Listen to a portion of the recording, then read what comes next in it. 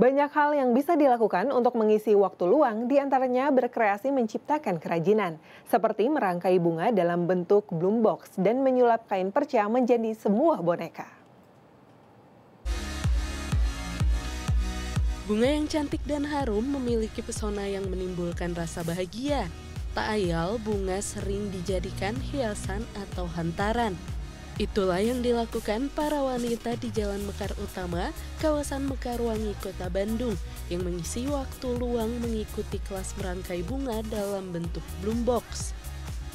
Peserta diberi arahan tentang dasar-dasar pengetahuan mengenai bunga, seperti jenis bunga, cara memotong bunga, dan cara menggunakan yang tepat. Setelah bunga dipotong, bunga kemudian ditancapkan pada floral foam sambil dirangkai.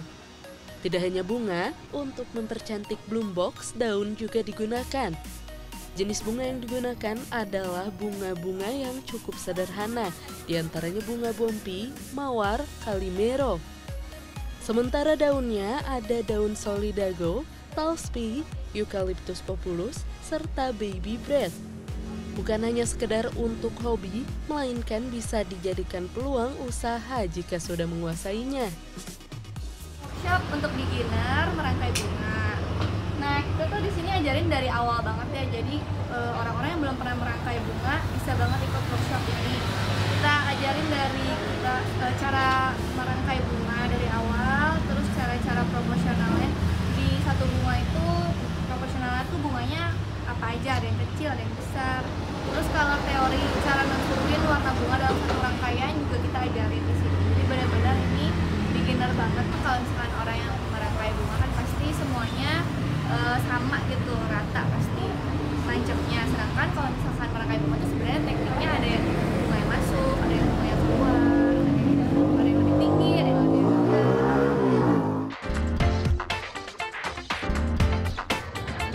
Kain-kain bekas atau sisa potongan ini mungkin sudah tak dianggap jika dilihat sekilas. Tapi kalau Anda menemukannya jangan langsung dibuang ya, karena semua bahan kain perca ini bisa dijadikan karya seni. Lihatlah anak-anak ini, sebelum membuatnya menjadi boneka, kain dipilih lalu dijahit dan dirangkai hingga berukuran besar, kemudian badan boneka diisi oleh dakron dan dijahit bagian bolongnya. Setelah dibuat seperti ini, boneka lalu dihias sesuai imajinasi anak-anak, mulai dari mata, hidung, pakaian, hingga aksesoris untuk bonekanya. Ada yang memakai pernak-pernik, digambar hingga dilukis. Lagi bikin boneka. Dari apa bikin bonekanya? Kain sama sampah yang bekas bekas. Seru nggak? Seru. Itu bikin boneka apa? Hantu. Bikin boneka. Boneka apa? Kelinci. Dari apa sih itu? Dari kain perca. Suka nggak bikin boneka? Kenapa? Lucu. Lucu. Alat dan bahan disesuaikan dengan anak-anak, berbagai bentuk dan warna-warni yang lucu.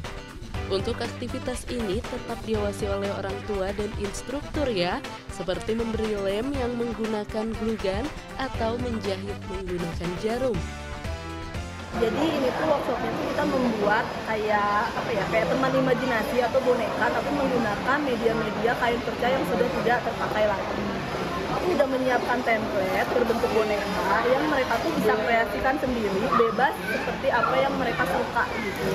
Jadi biasalah awalnya dimasukin dakron, hias-hias. Jadi kita menggunakan material-material yang memang anak-anak suka ya, yang warna-warni, dari kain-kain perca yang memang dia tuh udah kepotong-potong gitu atau bisa juga digambar. Jadi lebih ke mengembangkan kreativitas anaknya aja. Kegiatan ini selain untuk mengisi libur sekolah anak, bertujuan untuk mengembangkan kreativitas anak untuk berkreasi memanfaatkan barang di sekitar. Tim Liputan Transmedia.